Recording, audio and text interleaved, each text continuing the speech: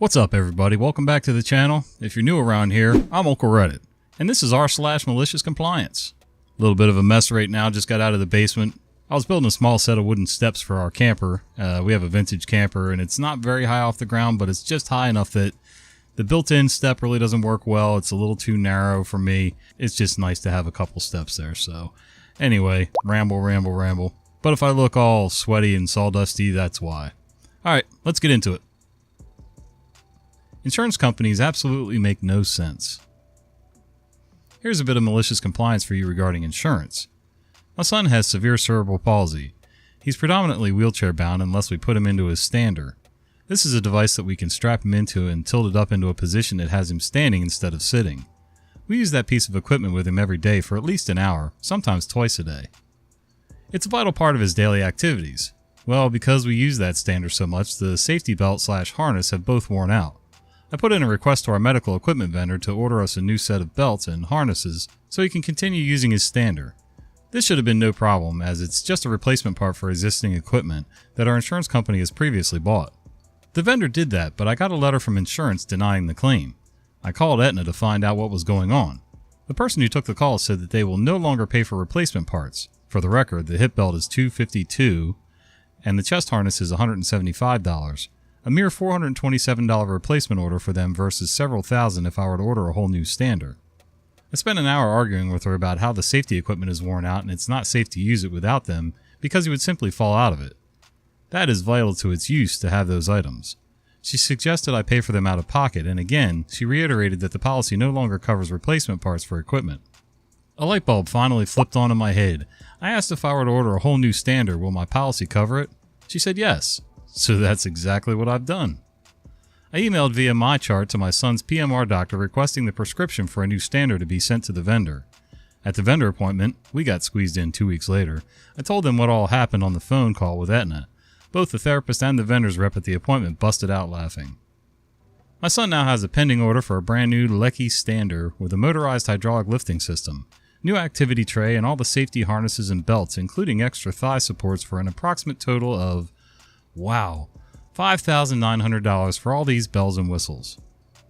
3 days ago, I got a call from the equipment vendor telling me that the order has been approved and the equipment is being ordered from the manufacturer. I expect to have it delivered in a few more weeks depending on logistics. Thanks, Aetna. I only wanted a $252 hip belt and $175 chest harness, but we'll gladly use a whole new stander that Aetna has to pay at 100% because our yearly deductible has been met due to his medical condition. So Aetna has to pay almost $6,000 instead of $425. I plan on donating the other stander, which is only 4.5 years old, to the Shriners Hospital. Hopefully one of their patients can benefit from it. Edit to add. I'm trying to read all the comments. Thank you to everyone who's offering the great advice. Some of the information I'm learning for the first time. I've been steadily making calls this morning and rereading our policy to make sure I haven't missed anything. I greatly appreciate you all. Yeah, medical equipment. Any kind of medical equipment where you need a prescription is going to be super expensive. And I think it's totally ridiculous that they won't pay for replacement parts. I can kind of see, like, motorized wheelchair, if the gearing starts getting messed up, sometimes rebuilding those is going to cost you more than just replacing it. But for something as simple as a safety belt, a couple safety belts, really? I don't know. Seems kind of silly to me. And then we wonder why premiums are so high. You won't fix the system issue since it only affects one site? Okay. Keeping my job details vague, so sorry if it's plain. I work for a US company that has many distribution sites physically all around the world. The company uses a system that connects us all to the same database. The database holds all the safety information for our products. All the documents are automatically updated by the system every few years, when major adjustments to a product is made or when someone requests for an update. I often do this manually with most products I work with to ensure that all information is as fresh as possible. What happened? I was retrieving safety information to cross-reference for a product when I had found an error in the system. The product had been marked to be a much more dangerous classification than it really is. This error would cause shipping issues as well as issues for customers. I sent support tickets and was told that I was the sole person / site having this issue, as all other sites had old revisions which didn't contain the error. They weren't going to look into the issue as it was too much work for one site. If it affected many sites, then they'd look into it. Okay.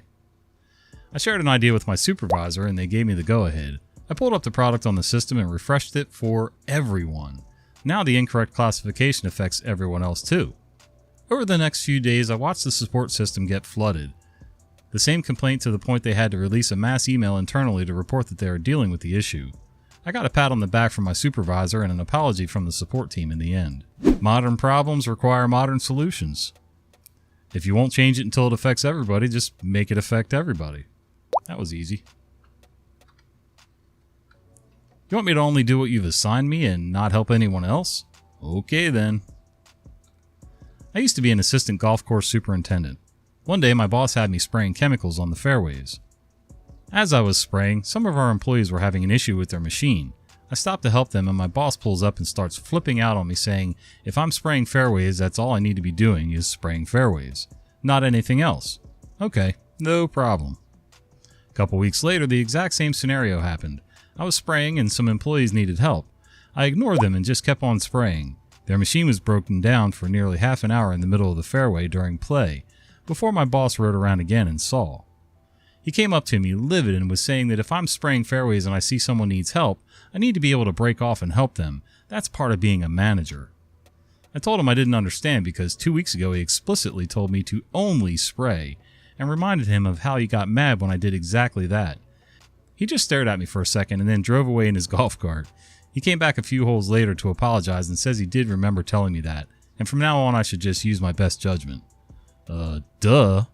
Sounds like he was having kind of a rough day anyway that first time. He knew that it was the right thing to do for you to stop and help your fellow employees out.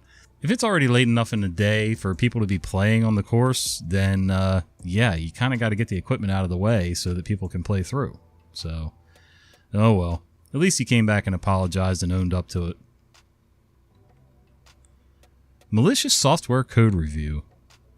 Way back in the early 2000s, I found myself working freelance as a result of the .com implosion. I found a gig subcontracting for a contract a large company in San Diego had acquired from another company. They wanted to build a reliable delivery platform for the cell network. In those days, cell data was 2G and 2.5G at best, so this wasn't as easy as you might think. The division of the large company ran a satellite message platform, and the CTO of that division had no interest in this project, which is how I ended up with it. Interestingly enough, in the .com implosion, I had been let go by a company building a VAN, I had been let go by a company building a VAN overlay on the internet. A very similar problem. Since the second version of a product is always better, I just took the lessons I learned and applied them to this project. That included heavily relying on this new thing called open source software. It took my small team about 6 months to build and deliver the platform, and both the customer and the salespeople were very happy with the result. But the CTO of this division was not. He had turned down the project based on his assumption that it would be a long and arduous task, so he demanded a code review with me and my team. He was very explicit. He wanted to see every line of code in this project, and we were not to leave anything out. He was sure we were somehow faking our results and was going to get to the bottom of this, as there was no way we could have delivered in 6 months. So we assembled our source into a zip for him. First the code we wrote, then all the source for the open source libraries we used, then the source for the libraries those libraries used, and so on recursively until we had everything. We ran all that through a formatter to make it easier to read, and ended up with about 800 megabytes of source files, which we sent off to the CTO. The initial code review date got moved back and rescheduled for a month later. We sat in the meeting waiting for him, and he arrived about 15 minutes late. He stood in the doorway and looked at us and finally asked his only question, "What did we use to pretty print the source?" I started to say we used a script we wrote, but he cut me off and said fine and left the room. We ended up doing work for that large company for 10 years and never again were we asked to do a code review. I can understand being a little gun shy if something comes in way under schedule like that. You know, when I did construction supervision, if somebody finished a job, you know, maybe a 3-month job several weeks early, that would make me worry a little bit. You know, did they cut corners? What did they, what happened here? For me, it was easy enough to go back and check the specs, check the materials they ordered, the bills of lading, and to actually put my hands and eyes on it. I mean, I could actually physically see while they were building. As long as they were following protocol, then everything was fine. For this guy, I guess with software, I mean, there's always a testing phase, isn't there? Before you let anything go live, you kind of create your own environment, do some testing, and make sure everything works. So I don't know what the problem was. Wait until somebody shows. Roger, Sergeant. This happened about 2018, give or take a year. I was in my mid-20s in the U.S. Army Infantry, and my rank was Specialist, one above Private First Class. Same pay as Corporal, but none of the responsibility. I was stationed on Schofield Barracks in Hawaii, which is a pretty small post. Now, for those of you not familiar with Army life, we do have a day-to-day job. We have to do daily physical training every morning with our platoons, then go eat breakfast and shower before being back by 9 a.m. in uniform to do whatever menial task leadership tells us to that day. Occasionally you get pulled away from the company for work details that higher levels of organization need done. For example, battalion needs X done and needs Y soldiers to do it. So battalion tells each company to send Z soldiers, and each company tells each platoon to send N soldiers. Details can last from an hour to over a month, and usually involve cleaning or organizing something. The thing is, sometimes details get lost in this game of telephone. So one day my squad leader tells me I'm getting put on a detail for the next 2 weeks. I'll do PT with the platoon, but then at 9 I'll report to his address and do whatever they need done. He vaguely says it's something about a warehouse, but he doesn't know what I'll be doing. Roger, Sergeant, not a problem. So next Monday after PT I get dressed, put on my uniform, and head to the address. It's not a 5-minute drive from my house. I'm married, so I'm out of the barracks. I show up a few minutes early like a good soldier and see it's a bunch of warehouses in a chain-link fence with a locked gate and no one else around. No problem. I chill in my car until someone arrives. 9:15 rolls around, no one shows. I text my squad leader to double check the time and address. He says, yes, you're at the right place and time. Wait until someone arrives. Roger, Sergeant. 1100. I'm still screwing around on my phone in my car. No one in sight. Text Sergeant again. Tell him no one's shown up. He tells me to be back after lunch. Someone will come. Roger, Sergeant. 1300. Come back after having lunch with my wife. Still no one. Wait 30 minutes and text him again. Sergeant says that I'm supposed to be there for 2 weeks. Someone will show up. Just wait. Roger, Sergeant. I'll stop bothering you. So I wait another hour and a half, and then the highest ranking person there, me, dismisses the detail, also me, for the day. Sergeant seems sure that's where I'm supposed to be, so that's where I went, for the next 2 weeks. I stopped bothering him and just showed up at the warehouse every day at 9.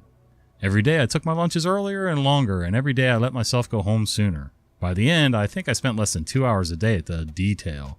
But Sergeant told me to show up, and that's what I did. About a month later, I get put on another detail, and by another detail, I mean the one I was supposed to be on to begin with. I spent 2 weeks with like 10 other soldiers cleaning out the battalion's spare storage warehouse. My guess is either my squad leader was given the wrong date, or the detail was pushed back a month from the original date, and my squad leader didn't get the memo. No one ever seemed to question why I was needed for the detail I already did. Yep, unfortunately that seems to be the bulk of military life. Stand around and wait, hurry up and wait. If it moves, salute it. If it doesn't, paint it. That kind of stuff, so yeah. Hey guys, I hope you like these stories, and if you did, would you consider doing me a favor? Maybe give this video a thumbs up, subscribe to the channel, and click that little bell icon so you don't miss the fat guy with the beard telling you stories. See ya!